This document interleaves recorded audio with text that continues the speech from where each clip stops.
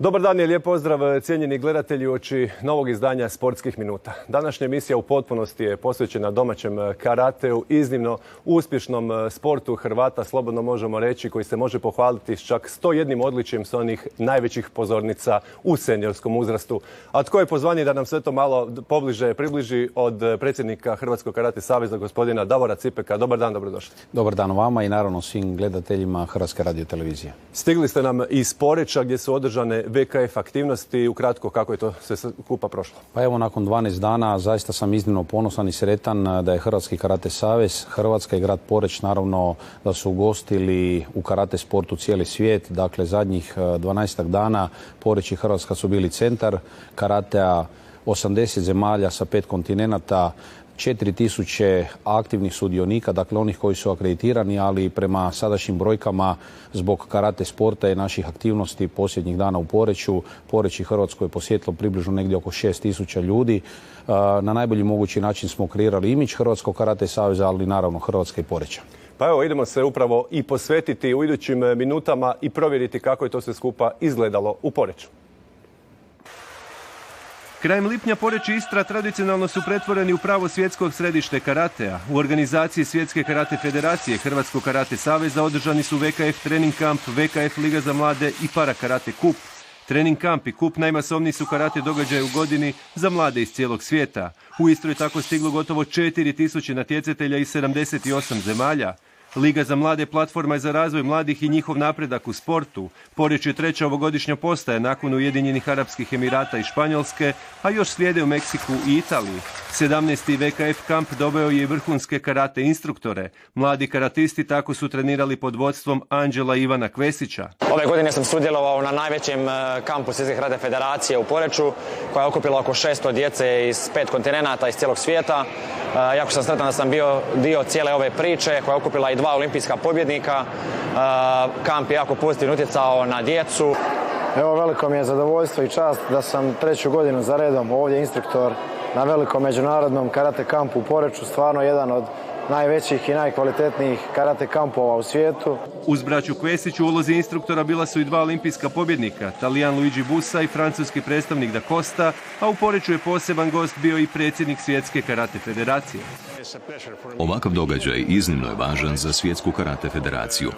Stalni rast i uspjeh ovih manifestacija učvrstili su Poreč kao jedno od glavnih središta karatea za mlade na globalnoj razini, a to ne bi bilo moguće bez sjajne suradnje i zalaganja Hrvatskog karate saveza. Pa evo, prije svega lijepo je čuti ovakve pohvale od čelnog čovjeka Svjetskog karate federacije.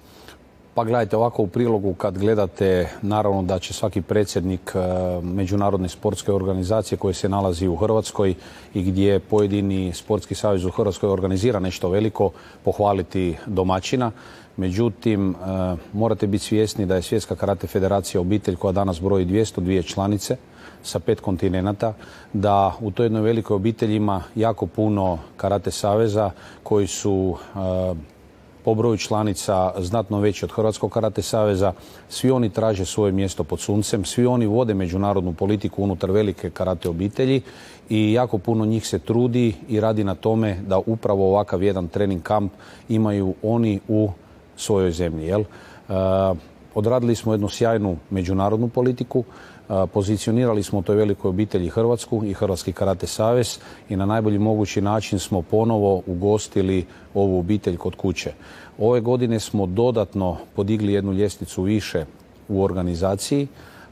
Do sada su samo pristigle zaista one iskrene riječi, ali pisma pohvale i podrške Hrvatskom karate savezu i to je ono čemu smo zapravo, što je zapravo bio naš cilj. Dobili smo priliku i na najbolji mogući način smo iskoristili. Mladi su imali od koga učiti. Vidjeli smo 2 olimpijska pobjednika uz braću Kvesić, bili su u Poreču. Do sada, ovo je bio 17. po redu trening kamp Svjetske federacije. Želio bih istaknuti da je to jedan i jedini trening kamp. Dakle, Svjetska federacija ne održava na kontinentima nekoliko kampova ili nekoliko kampova godišnje. Dakle, postoji jedan jedini ljetni kamp Svjetske federacije. On se održao u Poreču u Hrvatskoj i na jednom mjestu smo imali 6 vrhunskih instruktora. ujedno i vrhunskih natjecatelja. Dakle, niti jedan nacionalni karate savez koji bi pokušao organizirati međunarodni kamp na jednom mjestu u 6 dana ne može okupiti ovakva imena kako su bila u Hrvatskoj. Dakle, radi se o 2 olimpijska pobjednika, radi se o instruktorima i top natjecateljima koji su došli iz Japana i ono što me posebno veseli da su u tom krugu istaknutih imena i naša braća Kvesić našli svoje mjesto. Da, upravo gledamo i te kadrobe s VKF aktivnosti u Poreču. Rekli smo gotovo 4000 natjecatelja iz 78 zemalja. Tako je. Prvo smo započeli naše aktivnosti na trening kampu na kojem je bilo 600 sudionika koji imaju priliku sudjelovati na kupu. To su one kategorije koje ne mogu sudjelovati na Youth ligi. Nakon toga smo u sredini tjedna započeli sa Youth ligom, dakle radi se o jednoj platformi Svjetske karate federacije. Postoji godišnje samo 5 kola Youth lige, jedno se održava u Emiratima, u Fuđeri, drugo u Guadalajari u Španjolskoj, treće u Meksiku, četvrto je u Poreču u Hrvatskoj i peto krajem godine u Veneciji. Samo Hrvatska i Poreć okuplja maksimalan broj sportaša koji je dozvoljen po prijavama u pojedinoj kategoriji. 3200 natjecatelja, kada tome pridodate 600 natjecatelja sa trening kampa, 740 registriranih trenera, 130 sudaca i 60 službenih lica, dakle dolazimo od jedne impresivne brojke od 4000 akreditiranih sudionika. Kada tome pridodate i sve one roditelje koji su zapravo spojili ugodno s korisnim i došli sa djecom, dok djeca treniraju, oni naravno uživaju u Poreču u Hrvatskoj. Dolazimo do ove famozne brojke od približno 6000 osoba koje su posjetile Hrvatsku i Poreč zbog karate sporta i zaista ovo je definitivno ne samo najveći sportski događaj koji ima Svjetska karate federacija, nego usuđujem se reći da je ovo definitivno u 2025. godini jedan od najvećih sportskih događaja u Hrvatskoj. Pa evo čestitke još jednom uz ove kadrove koje gledamo zaista na sjajnoj organizaciji i na navedenom događaju u Poreču.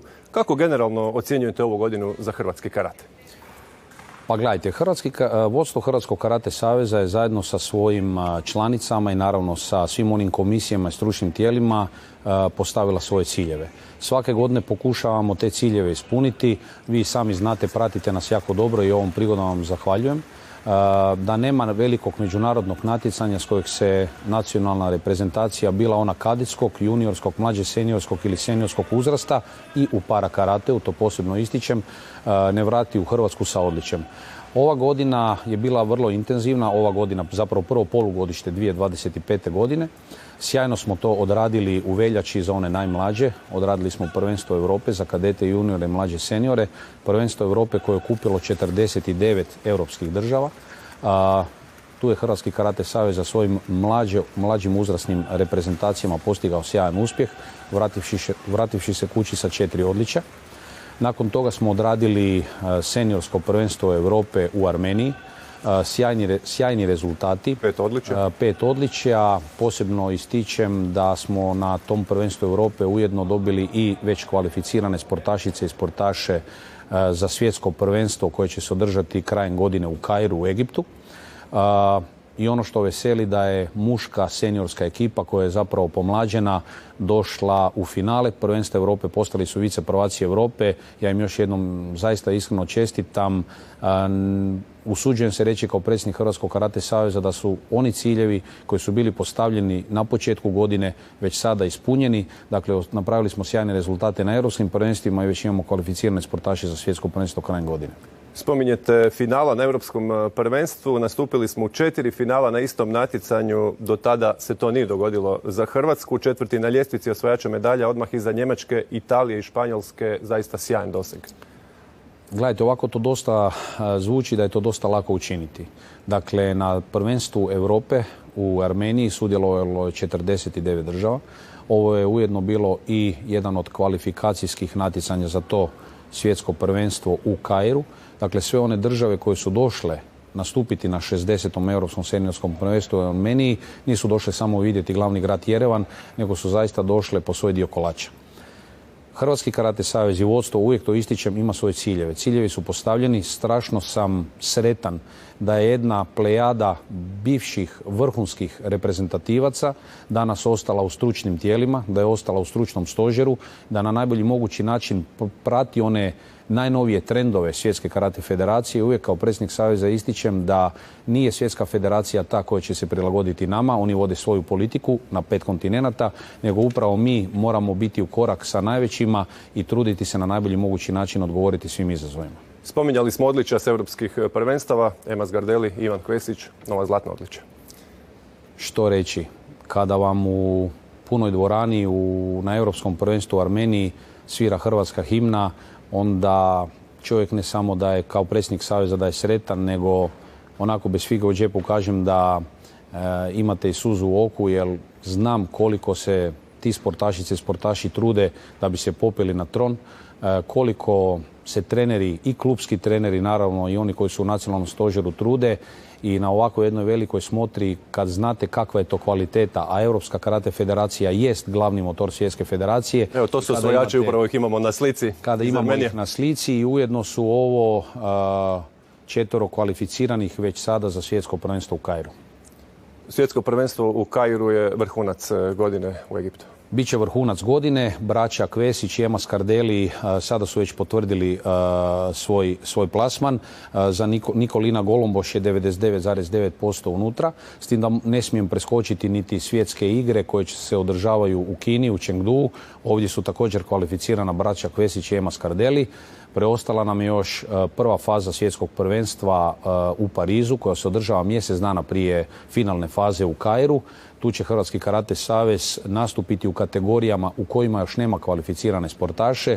I ja se zaista nadam i vjerujem da uz ovaj jedan veliki trud naših sportašica i sportaša i trenera naravno da će Hrvatski karate savez još dobiti pokoje mjesto. Spomenuli ste braću Kvesić, moramo ih izdvojiti kao zaista posebnost hrvatskog karata, ali posebnost hrvatskog sporta.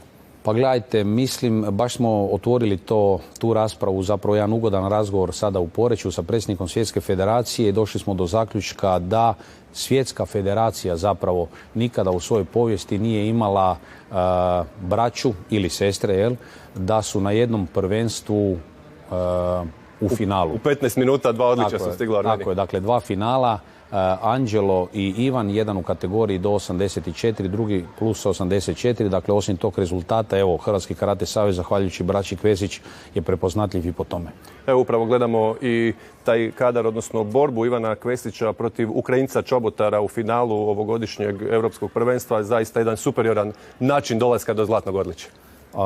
Vi sami znate da obavljam dužnost glavnog tajnika Europske karate federacije. Čestitke na drugom mandatu kojeg ste tamo dali. Hvala vam puno i ono što me posebno veseli da članice i članovi Hrvatske karate reprezentacije koji nastupaju, a pogotovo kada dođu u finale, osim što su došli u finale i na taj način pokazali jednu svoju kvalitetu, da ovako nadmoćno pobjeđuju svoje protivnike, tako da i svi oni sa VIP tribine koji gledaju finale ne mogu reći da hrvatski natjecatelji imaju laganu prednost zahvaljujući mojoj dužnosti unutar Europske karate federacije, nego ovo zaista kvaliteta hrvatskog karate sporta.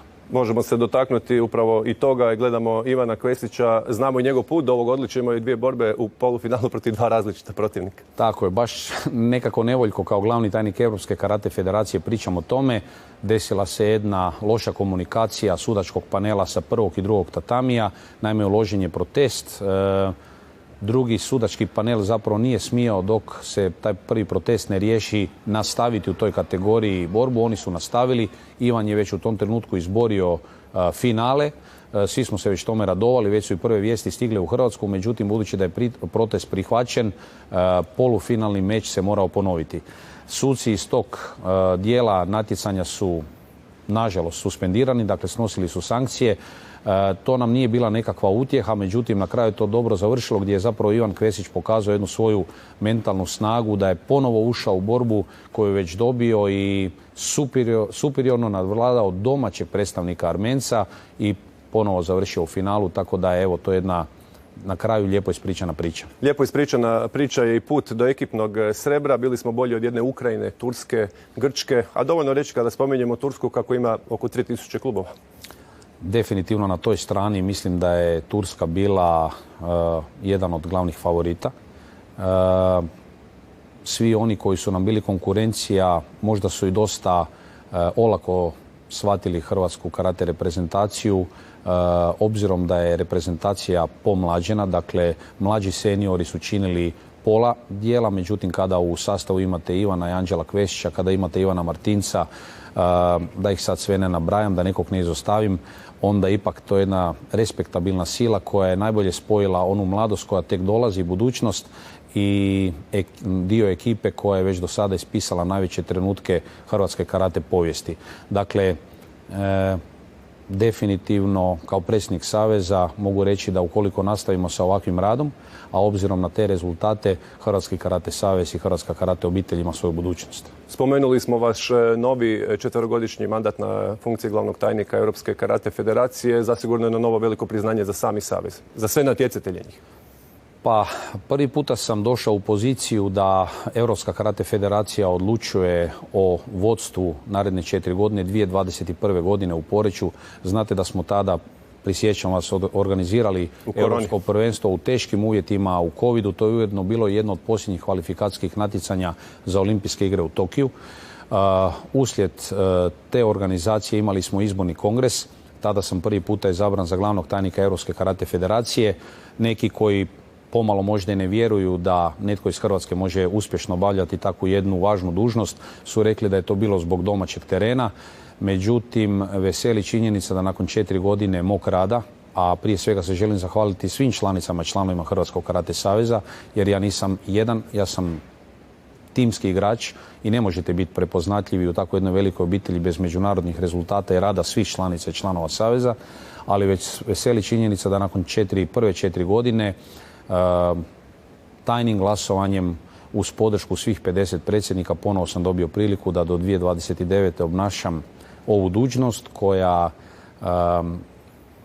zapravo je vrlo odgovorna i na najbolji mogući način pokušavam uz zaštitu naših nacionalnih interesa, ali i interesa ove regije s koje dolazim, odraditi najbolje za karate sport općenito. Kakva je budućnost hrvatskog karata? Kakvi su nam mlađi uzrasti? Ono što me posebno veseli da je Hrvatski karate savez prije COVID pandemije u svojoj bazi imao negdje oko 7.000 registriranih sportašica i sportaša. Nekako smo pokušali odgovoriti svim onim izazovima tijekom COVID-a. Vi znate da, nažalost, uz onaj lockdown klubovi su bili zatvoreni. Tu smo na najbolji mogući način nekako pokušali zainteresirati sve one članice i članove, posebno budućnost Hrvatskog karate saveza koja je morala ostati kod kuće. Danas Hrvatski karate savez u svojoj bazi ima 180 članica od Vukovara do Dubrovnika, približno negdje oko 12.000 registriranih sportašica i sportaša. Dakle, nakon COVID-a smo se podigli gore. Tome su uvelike pridonijele ove organizacije velikih natjecanja, kako prošlogodišnjeg prvenstva Europe u Poreču i sjajnog nastupa naše u Zadru i sjajnog nastupa naše reprezentacije. Naravno, medijska prisutnost karate sporta i obzirom da dolazimo i vraćamo se uvijek kući sa europskih natjecanja i velikih smotra Svjetske federacije u kadetskom, juniorskom i mlađe seniorskom uzrastu sa odličjima, uz jedan veliki angažman svih onih trenera koji rade u stručnim tijelima i izborničkim stožerima, zaista se nadam da Hrvatski karate savez i Hrvatska karate obitelj ima svjetlu budućnost. I za kraj se moramo dotaknuti kratko teme para karate. Da, to imam cijelo vrijeme na pameti. Strašno sam ponosan da je Hrvatski karate savez od prije 10 godina i u tom smjeru napravio jedan iskorak u odnosu na druge zemlje, posebno zemlje u regiji. Svjetska federacija je započela program i nekako uvijek smo željeli istaknuti važnost da naš parakarate i kategorije u parakarateu nisu odvojene od ostalih kategorija, dakle nekako napraviti što je moguće bolje inkluziju parakarataša u našem karate svijetu. Hrvatski karate savez posljednjih godina uz jedan veliki angažman osoba i karate trenera i karate djelatnika koji rade sa parakarate kategorijama, sportašicama i sportašima, radi sjajne rezultate, piše jednu sjajnu priču i ja im ovom prilikom zaista iskreno zahvaljujem, ali čestitam na svemu onom što su učinili. Evo, pomalo smo došli do kraja našeg termina. Ja vam se zahvaljujem na gostovanju u današnjoj emisiji Sportske minute. Hvala i vama. Evo, dopustite mi još jednom da svima u Hrvatskom karate savezu čestitam na ovom sjajnom prvom polugodištu 2025. godine, da se posebno zahvalim svim onim akterima koji su pomogli da Hrvatski karate savez ove godine u Poreču zaista ne samo ispiše najbolji imidž hrvatskog karate sporta, nego i Svjetske karate federacije. Zahvaljujem se gradu Poreču, gradonačelniku Lorisu Peršuriću koji je od početka imao sluha. Zahvaljujem se saborskom zastupniku Veljku Kajtaziju koji ove godine snažno pridonio tome da smo na najbolji mogući način odradili sve ono, da smo ugostili takvu jednu veliku obitelj, a onda posebno hvala i Vladi Republike Hrvatske i Ministarstvu turizma i sporta koji nas je zapravo uvijek na sve one naše zahtjeve na najbolji mogući način pratio. Evo, hvala još jednom na gostovanju. Cijenjeni gledatelji, toliko bilo je to sve skupa danas emisija Sportske minute. Ostanite uz naš program. Lijep pozdrav.